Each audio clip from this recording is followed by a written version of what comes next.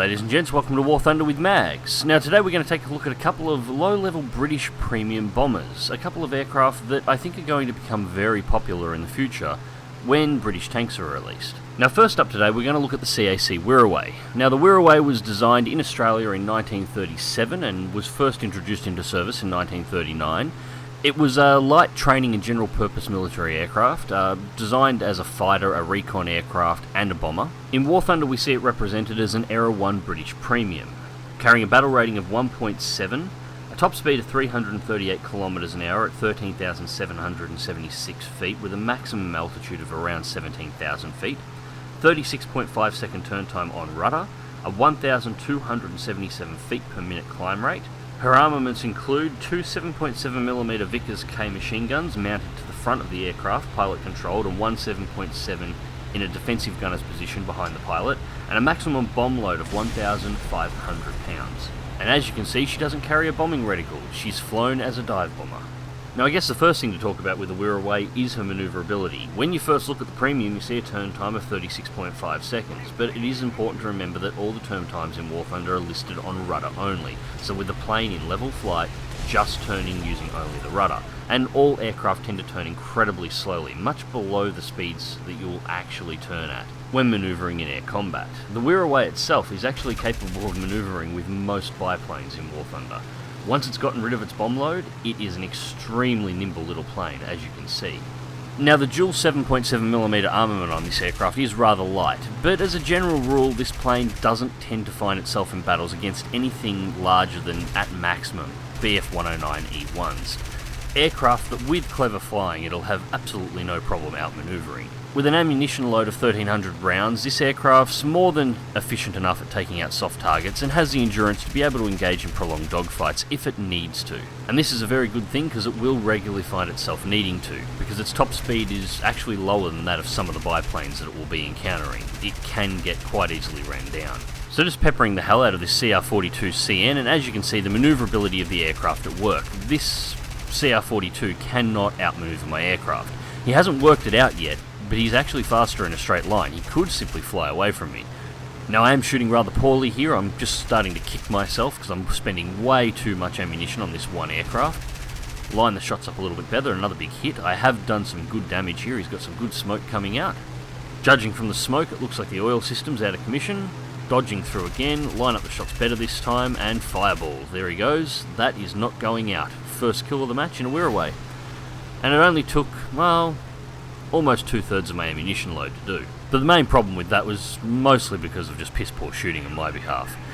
Now, down to 579 rounds of ammunition. I am out of bombs. I should probably go home and get a reload, but there are targets over here that I want to engage, so let's go over and give them a good smack across the nose as well. We've got a HE-51 ahead, as well as a HE-112. Now the HE-112 is one of the most common single-wing fighters that you'll encounter in the Wirraway.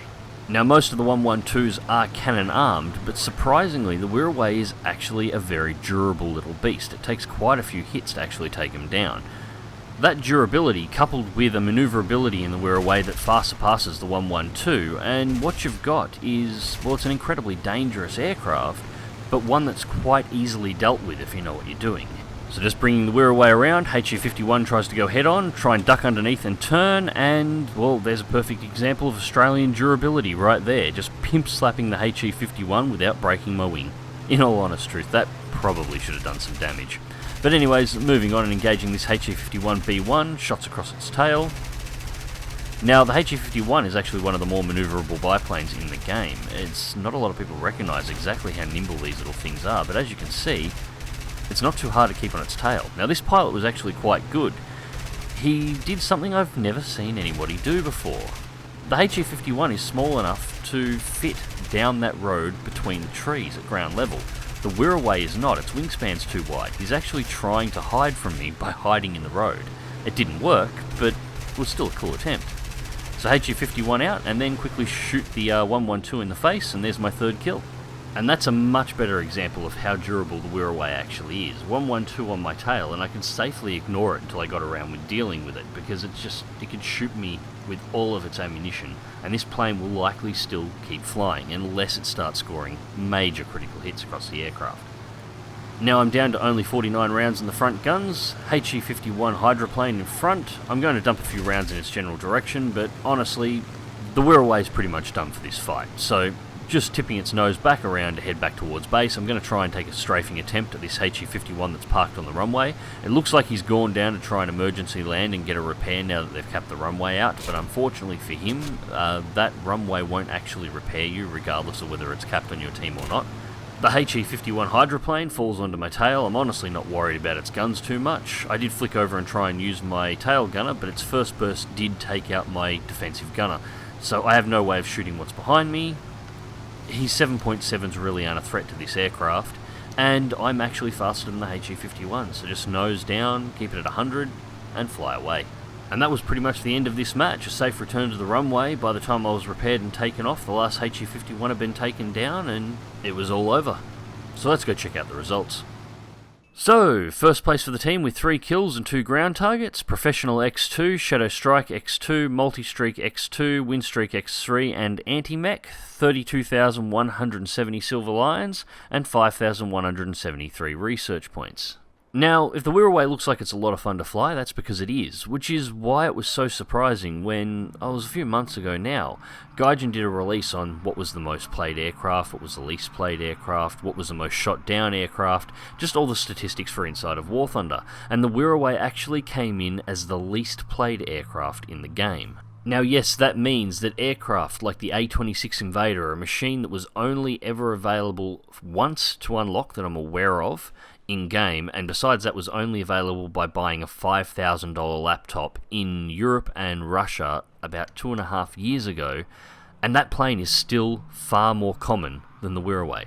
And the Wirraway is a click and buy premium. Now obviously I'm talking about the PC A26 Invader, not the one that's available for PlayStation players as a as a standard pack. Those are 2 different aircraft. But regardless of all that, I imagine that is going to change in the near future. A light bomber carrying 1,500 pounds of bombs that's highly maneuverable and highly durable, able to deal with the kind of fighters that it will be encountering on a regular basis.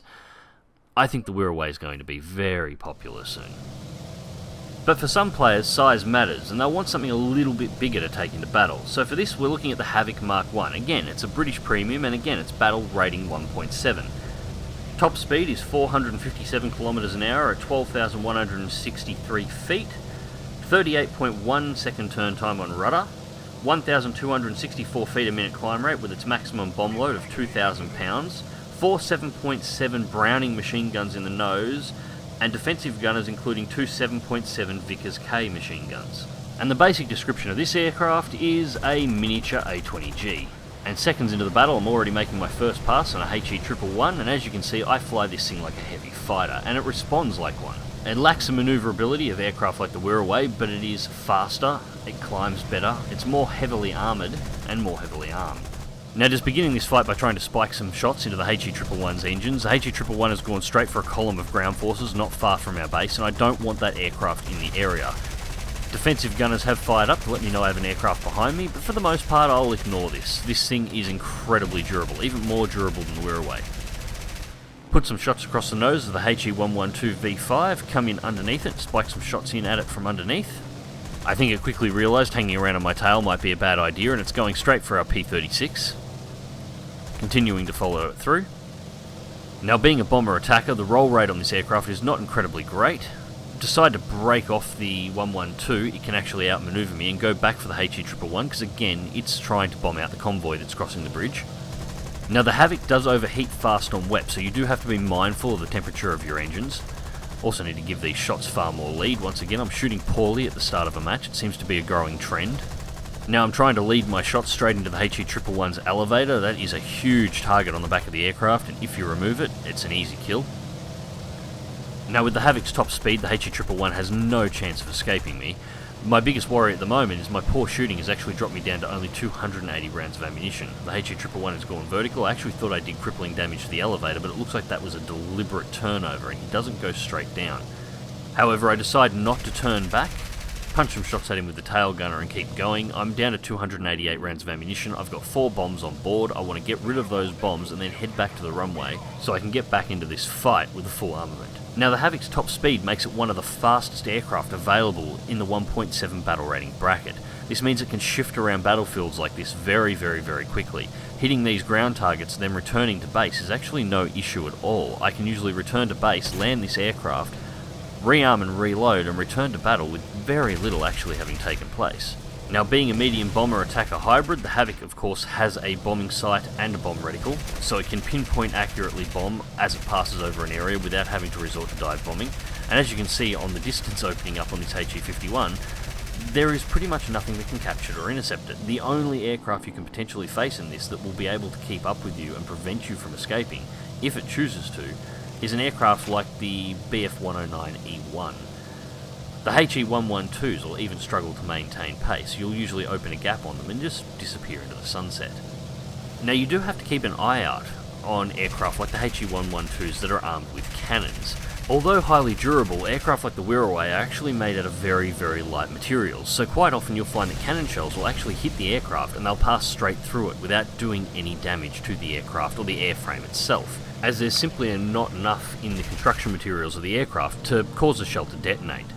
The Havoc, on the other hand, actually has a fairly heavy and extremely durable construction. Now, this makes the aircraft even more resistant to 7.7mm fire than the Wirraway is. However, it does give the aircraft more meat for cannon shells to dig into. The Havoc is particularly vulnerable to hits in the back of the engine nacelles from German Mk.I FF cannons, and of course Russian 20mm shells as well. It's best to try and take these aircraft out at a distance, or to just run away as fast as you can and not get hit by them in the first place. Thankfully, while this HE-112 pilot knew exactly where to shoot, he's only using 7.7, so the smoking of the left engine is, well, it's more of an annoyance than anything else. I was already on my way back to base to rearm and reload, and the smoking engine is not going to affect my landing or my flight there at all. Now, the HE-112 pilot broke off after smoking my engine. He must have thought that I was going to go down, but he seemed to recognise the fact that the Havoc just doesn't care, so he's come back for a second crack to put some more rounds back into that engine. And he's just eaten a critical hit to the face from my defensive gunners, and multiple hits across his own engine. A HE-51B has joined the fight to join the fun, but as you can see, for all the 7.7s this aircraft has eaten so far, it's done very little. I've got a slightly pink centre fuselage, slightly pink on the right wing. My right engine has just gone black, but that's equal parts 7.7mm fire and the fact that I've been riding the engines hard for about the last 5 minutes under WEP. It's, again, not going to affect the landing, not going to affect the flight, and this plane is going to come down and land with absolutely no problems whatsoever. Now, you might be wondering why the HE-51 and the 112 didn't continue through to the runway and strafe me out. Were they really that scared of the AAA guns? I honestly don't think they were. I think they ran out of ammunition trying to kill me. As I said, not a problem at all. So, rearmed, refueled and repaired and back into the fight, and it's time to get a little bit of revenge. First things first, the HE-112. It looks like it succumbed to the engine damage that I gave the aircraft, sitting on my tail, and he's had to make an emergency landing. No emergency landings for you. First kill. Now, it's probably worth mentioning that I'm the last aircraft left alive on my team. The enemy team, however, has 4 planes currently active in the game. The HE-51 that joined the 112 in attacking me earlier on looks like it's trying to return to base, so I'm going to deal with it in a second, but we've got a CR-42 over here that I really need to deal with. The 111 that I engaged at the start of the match is also still alive, however it's going to crash on its way back to base for rearm and reload due to a combination of damage caused by myself and the P-36 that was engaging it at the start of the match. That leaves a CR-42 Falco, which I've just started to engage, and a HE-112 that disappeared about 5 minutes ago and I haven't seen it since. The HE-51 has turned around in order to re-engage me, or at least that's what I first thought. However, he didn't fire a shot, so what I think has actually happened there is he's out of ammunition and I've also done engine damage to him using my defensive gunners. I think he's trying to emergency land on that runway to see if he can get a repair and a rearm. And there's the missing 112. I was wondering where he got to, so I'll put some shots in across his nose as well. If he wants to sit in front of my defensive gunners, he's more than welcome to do so. Ripping apart his engine cowling with my defensive gunners seems to have gotten the point across and he's backed off. Also, I think the fact that I was simply just pulling away from him as the Havoc is a faster aircraft. If I don't want to engage in a fight with him, I can just simply turn away and fly away, so he's broken off. The HE-42 is still in the air, however the HE-51 has gone on for landing, and it looks like that 112 is trying to go back to base, so I'll go deal with him next. But first, I gotta get revenge on this HE51. Now, as I said in the last match, this runway, I'm pretty sure even capped, won't give you a repair or a rearm. At this point, however, this runway is controlled by my team, so he's definitely getting nothing out of this. His plane's been pretty much crippled, so he's just a sitting duck on the ground. 500 pounds of revenge, special delivery. Next time, don't scratch my paintwork.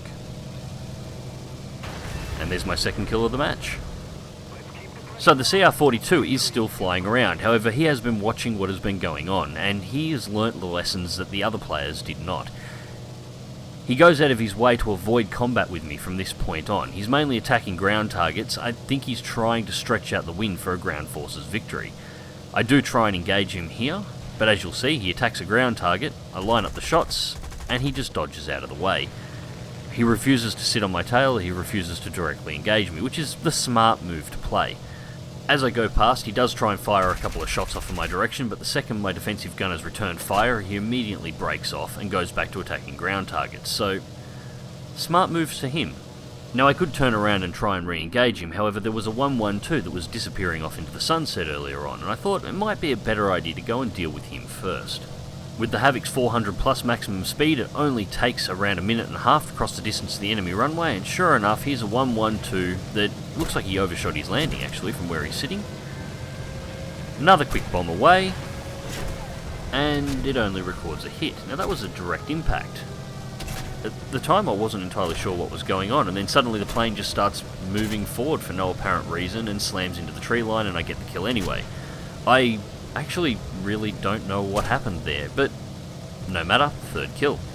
Now as you can see, the Havoc does have some weaknesses. The AAA guns on that runway just rip the crap out of this aircraft, harder than the 7.7s on the enemy fighters ever did. Put the plane low and fast and try and outrun them. Back off on the WEP, I've got coolant and oil leaks in both engines, as well as significant damage to all the control surfaces from that AAA. Honestly, base AAA is more dangerous to the Havoc than most of the aircraft that it will encounter.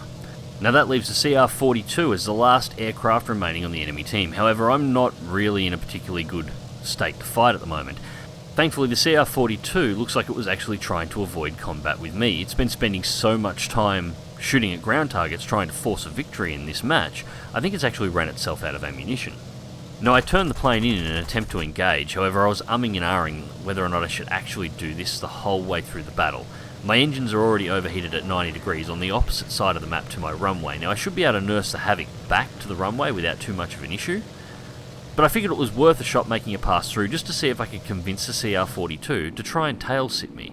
Unfortunately, he has definitely learnt his lesson from the other planes and doesn't make any attempt to. So I decided to line it up and head back to base. What I didn't realise at the time, however, is the CR42 must have taken damage from the anti-aircraft guns that was engaging earlier on, and it actually crashes attempting to land. And that of course would be the end of the battle. So let's go check out the results. So, first place for the team with 3 air kills and 5 ground targets, soft landing, surprise, ground forces rescuer, professional X2, win streak X3, ground win streak X5, final blow, terror of the sky and bulletproof, 51,547 silver lions, and we came in with 5,457 research points. And that match was a perfect example of why the Havoc Mark I is going to be a very popular bomber when British ground forces are released. This thing can tank a truckload of damage. Its 2,000 pound bomb load is divided into 4 500 pound bombs, each one able to be dropped independently, and with its targeting reticle and bombing sights means it will be able to deliver those bombs onto player tanks with pinpoint accuracy. At only battle rating 1.7, it should be able to tank at least a few shots from most player controlled AAA guns, and also at 1.7 it's not going to interfere with the matches that your very early British tanks that you unlock in Era 1 are going to find themselves in. It'll actually fit with them and complement them extremely well. So, the Wirraway and the Havoc Mark I, 2 aircraft that currently you don't find in matches all that often, but I expect to become very, very, very popular in the very near future. Anyways, ladies and gents, click like if you do, subscribe if you want to see more, fly smart, fly safe, and I'll catch you in the skies.